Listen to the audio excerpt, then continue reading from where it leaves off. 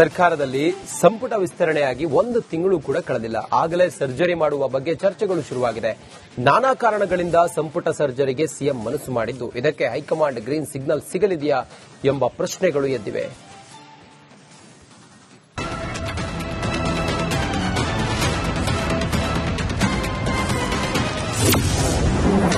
ಸಂಪುಟ ವಿಸ್ತರಣೆ ಬಳಿಕ ಕೈ ಪಡೆಯಲ್ಲಿ ಅಸಮಾಧಾನ. ಸಿದ್ದರಾಮಯ್ಯ ಮನವೊಲಿಸುತ್ತಾರಾ ಸಿಎಂ ಡಿಕೆಶಿ? ಸಚಿವ ಸಂಪುಟ ರಚನೆ ಅಥವಾ ವಿಸ್ತರಣೆಯಾದ ಸಂದರ್ಭದಲ್ಲಿ ಅಸಮಾಧಾನ ಸಹಜವಾಗಿಯೇ ಇರುತ್ತೆ. ಕೆಲ ದಿನಗಳ ಬಳಿಕ ಅಸಮಾಧಾನ ತಣಿದು ಒಟ್ಟಾಗಿ ಕೆಲಸ ಮಾಡ್ತೀವಿ ಅನ್ನೋ ಹೇಳಿಕೆಗಳು ಈ ಹಿಂದೆ ಬಂದಿದೆ. ಆದರೆ ಡಿಕೆ ಶಿವಕುಮಾರ್ ಸರ್ಕಾರದಲ್ಲಿ ಸಂಪುಟ ವಿಸ್ತರಣೆ ಬಳಿಕ ಅಸಮಾಧಾನ ಈಗಲೂ ಕೂಡ ಹೊಗೆಯಾಡ್ತಾ ಇದೆ. ಸ್ವತಃ ಮಾಜಿ ಸಿಎಂ ಸಿದ್ದರಾಮಯ್ಯ ಆಕ್ರೋಶಗೊಂಡಿದ್ದು ಕಾಂಗ್ರೆಸ್ ಪಕ್ಷದ ಸಭೆಗಳಿಂದ ಅಂತರ ಕಾಯ್ದುಕೊಂಡಿದ್ದಾರೆ. ಹೀಗಾಗಿ ಸಿದ್ದರಾಮಯ್ಯ ಮನವೊಲಿಸುವುದು ಸಿಎಂ ಡಿಕೆ ಶಿವಕುಮಾರ್ಗೆ ಅನಿವಾರ್ಯ ಆಗಿದೆ. ಸಿದ್ದರಾಮಯ್ಯ ಮನವೊಲಿಸಬೇಕು ಅಂದ್ರೆ ಸಚಿವ ಜಮೀರ್ ಅಹಮದ್ ತಲೆದಂಡ ಆಗಬೇಕು. ಇದೇ ಪಟ್ಟನ್ನ ಸಿದ್ದರಾಮಯ್ಯ ಹಿಡಿದುಕೊಂಡು ಕೂತಿದ್ದಾರೆ. ಇತ್ತ ಹಠಕ್ಕೆ ಬಿದ್ದು ಜಮೀರ್ ಸೇರಿಸಿಕೊಂಡಿರುವ ಸಿಎಂ ಡಿಕೆಶಿ ಇಕ್ಕಟ್ಟಿಗೆ ಸಿಲುಕಿದ್ದಾರೆ. ಜಮೀರ್ ಅಹಮದ್ ಕೈಬಿಡುವ ಬಗ್ಗೆ ದೆಹಲಿ ಮಟ್ಟದಲ್ಲಿ ಮತ್ತೊಮ್ಮೆ ಚರ್ಚೆ ಆಗಲಿದೆ. ರಿಸಲ್ಟ್ ಏನ್ ಬರಲಿದೆ ಅನ್ನೋ ಕುತೂಹಲ ಮೂಡಿಸಿದೆ. ನಮ್ಮ ಪಕ್ಷದಲ್ಲಿ ಯಾರು ಶಾಸಕರು, ಮಂತ್ರಿ ಇರಬಹುದು, ಎಲ್ಲರೂ ಕೂಡ ಪಕ್ಷದ ಶಿಸ್ತಿನ ಸಿಪಾಯಿಗಳು.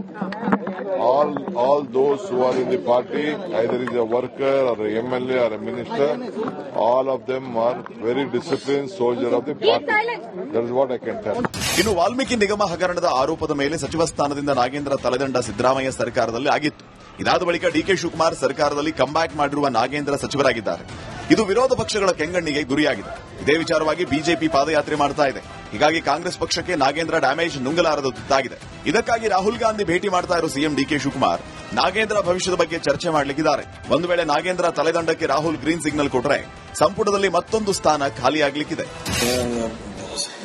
ಸಿಎಂ ಅವರು ಡೆಲ್ಲಿಗೆ ಹೊಂಟಾರ, ಇಬ್ಬರು ರಾಜೀನಾಮೆ ನಾವು ಕೇಳಿದ ಪತ್ರಿಕೆಯಲ್ಲಿ ನೋಡಿದ್ವಿ ಅಷ್ಟೇ. ಡೆಲ್ಲಿಗೆ ಹೋದ್ಮೇಲೆ ಚರ್ಚೆ ಏನಾಗುತ್ತೆ ಗೊತ್ತಿಲ್ಲ. ನೀವು ಹೇಳಿದ್ದಾಗ್ತೈತಾ ಅಥವಾ ಹಂಗೆ ಬರ್ತಾರ ಗೊತ್ತಿಲ್ಲ. ಅಲ್ಲಿ ಯಾರು ಈ ಸದ್ಯಕ್ಕೆ ಮಾಡತ್ರ ಯಾರು ಹೇಳಿರಲಿಲ್ಲ. ಎಲ್ಲಿ ಹೇಳಿದ್ದಾರೆ? ಯಾರು ಹೇಳಿದ್ದಾರೆ?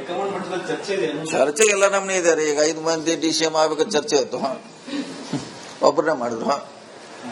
15 ಮಂದಿ ಮಾಡಬೇಕಂತಿತ್ತು, ಎಲ್ಲಾರು ಮಾಡಿದ್ರೆ ಚರ್ಚೆನೇ ನಾವು ಅಂತಿಮ ಇದಕ್ಕೆ ಒಯ್ಲಿಕ್ಕೆ ಆಗೋದಿಲ್ಲ. ಚರ್ಚೆ ಅಷ್ಟೇ. ಅದು ಖಾಲಿ ಇರೋ ಒಂದು ಸ್ಥಾನದ ಜೊತೆಗೆ 2 ಸ್ಥಾನಗಳು ಖಾಲಿಯಾದರೆ ಅಸಮಾಧಾನಿತ ಎಂ ಕೃಷ್ಣಪ್ಪ ಸಂಪುಟಕ್ಕೆ ಬರೋ ಸಾಧ್ಯತೆ ಇದೆ. ಎಸ್ಟಿ ಹಾಗೂ ಮಹಿಳಾ ಕೋಟಾದಲ್ಲಿ ಅನ್ನಪೂರ್ಣ ತುಕಾರಾಂ ಕ್ಯಾಬಿನೆಟ್ಗೆ ಎಂಟ್ರಿ ಆಗಲಿಕ್ಕಿದ್ದಾರೆ. ಇನ್ನೊಂದು ಸ್ಥಾನಕ್ಕೆ ಸಿದ್ದರಾಮಯ್ಯ ಆಪ್ತ ಬಸವರಾಜ ಶಿವಣ್ಣನವರ್ ಎಂಟ್ರಿ ಆಗುವ ಸಾಧ್ಯತೆ ಇದೆ. ಇಷ್ಟೆಲ್ಲ ನಡೀಬೇಕಾದ್ರೆ ಹೈಕಮಾಂಡ್ ಹಾಗೂ ಸಿಎಂ ನಡುವಿನ ಚರ್ಚೆ ಮಹತ್ವ ಪಡೆದುಕೊಂಡಿದೆ.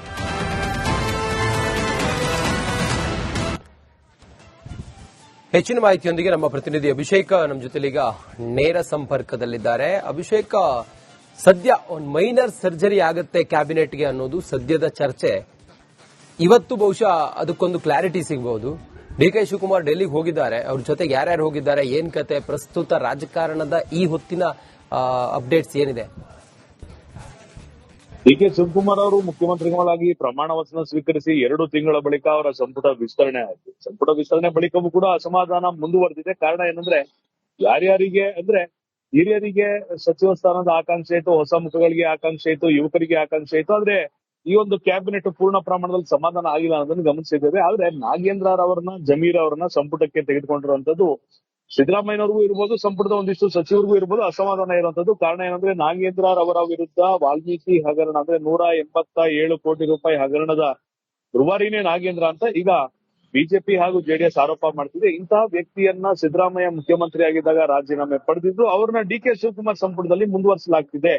ಕಳಂಕಿತ ವ್ಯಕ್ತಿಯನ್ನ ಸಂಪುಟದಲ್ಲಿ ಇಟ್ಕೊಳ್ಳೋದು ಸೂಕ್ತ ಅಲ್ಲ ಅನ್ನೋದು ವಿಪಕ್ಷಗಳ ಆಗ್ರಹ ಒಂದ್ ಕಡೆ ಆಯ್ತು ಅಂದ್ರೆ, ಮತ್ತೊಂದ್ ಕಡೆಗೆ ಆಡಳಿತ ಪಕ್ಷದಲ್ಲೂ ಕೂಡ ನಾಗೇಂದ್ರ ಅವರನ್ನ ಹೊರತುಪಡಿಸಿ ಇನ್ಯಾರಿಗಾದ್ರೂ ಅವಕಾಶವನ್ನ ನೀಡಬಹುದಾಗಿತ್ತು ಅನ್ನೋದು ಲೆಕ್ಕಾಚಾರ ಆರಂಭ ಆಗಿರೋದ್ರಿಂದ ಡಿಕೆ ಶಿವಕುಮಾರ್ ಅವರು ಇವತ್ತು ದೆಹಲಿಗೆ ಹೋಗ್ತಾ ಇದ್ದಾರೆ. ದೆಹಲಿಗೆ ಹೊರಟಿದ್ದಾರೆ. ಈಗಾಗಲೇ ರಾಹುಲ್ ಗಾಂಧಿ ಅವರನ್ನ ಭೇಟಿಯಾಗಿ ನಾಗೇಂದ್ರ ಅವರ ರಿಪ್ಲೇಸ್ಮೆಂಟ್ ಯಾರಿದ್ದಾರೆ, ಈ ಸದ್ಯದ ಮಟ್ಟಿಗೆ ಹೆಸರು ಬರ್ತಿರುವಂತದ್ದು ಅನ್ನಪೂರ್ಣ ತುಕಾರಾಂ ಅವ್ರದ್ದು. ಅನ್ನಪೂರ್ಣ ತುಕಾರಾಂ ಅವ್ರನ್ನ ಆಯ್ತು ಅಂದ್ರೆ ಅಲ್ಲಿಗೆ ಮಹಿಳೆಯರ ಕೋಟಾದಲ್ಲೂ ಅವರನ್ನ ಬ್ಯಾಲೆನ್ಸ್ ಮಾಡಬಹುದು. ಮತ್ತೊಂದು ಕಡೆಗೆ ವಾಲ್ಮೀಕಿ ಕೋಟಾದಲ್ಲೂ ಕೂಡ ಬ್ಯಾಲೆನ್ಸ್ ಮಾಡುವಂತ ಸಾಧ್ಯತೆ ಇರೋದ್ರಿಂದ ಅನ್ನಪೂರ್ಣ ತುಕಾರಾಂ ಅವರ ಹೆಸರನ್ನ ಸೂಚಿಸುವಂತ ಸಾಧ್ಯತೆ ಇದೆ ಅಂತ ಈ ಸದ್ಯದ ಮಟ್ಟಿಗೆ ಹೇಳಲಾಗ್ತಿರುವಂತದ್ದು.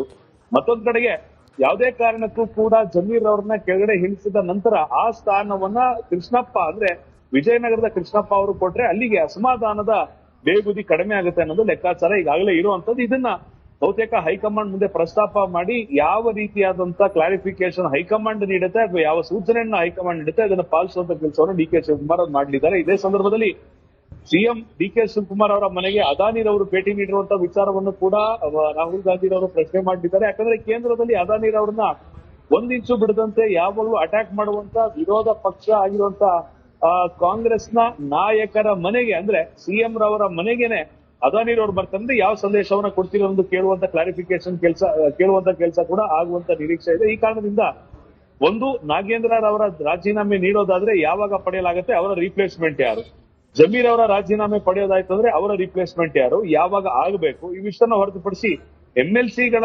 ನಾಮನಿರ್ದೇಶನವನ್ನ ಯಾವಾಗ ಮಾಡಬೇಕು ಅನ್ನೋ ಮಾತುಕತೆಯನ್ನು ಕೂಡ ನಡೆಸಲಾಗುತ್ತೆ ಅನ್ನೋ ಮಾಹಿತಿ ಇರುವಂತದ್ದು. ಮತ್ತೊಂದ್ ಕಡೆಗೆ ಕುಮಾರಸ್ವಾಮಿ ಅವರು ಕೂಡ ಇವತ್ತು ಡಿ ಕೆ ಶಿವಕುಮಾರ್ ಅವರು ಹಾರಿದಂತ ಫ್ಲೈಟ್ ನಲ್ಲೇ ಹಾರಿದ್ದಾರೆ ಅನ್ನೋದು ಮಾಹಿತಿ ಕೂಡ ಇರುವಂತದ್ದು. ಮತ್ತೊಂದಿಷ್ಟು ಕುತೂಹಲ ಮೂಡಿಸಿರುವಂತದ್ದು. ಯಾಕಂದ್ರೆ ಡಿ ಕೆ ಶಿವಕುಮಾರ್ ಅವರು ಒಂದಿಷ್ಟು ಕೇಂದ್ರದ ನಾಯಕರನ್ನ ಅಥವಾ ಕೇಂದ್ರದ ಸಚಿವರನ್ನ ಭೇಟಿಯಾಗುವಂತ ಒಂದು ಟೂರ್ ಪ್ರೋಗ್ರಾಮ್ ಅನ್ನ ಈಗಾಗಲೇ ಹಾಕೊಂಡಿರೋದ್ರಿಂದ ಇಬ್ರು ಒಂದೇ ಫ್ಲೈಟ್ ನಲ್ಲಿ ಹೋಗಿರೋದ್ರಿಂದ ಮತ್ತಷ್ಟು ಕುತೂಹಲ ಮೂಡಿಸಿದೆ ರಂಜಿತ್. ಓಕೆ.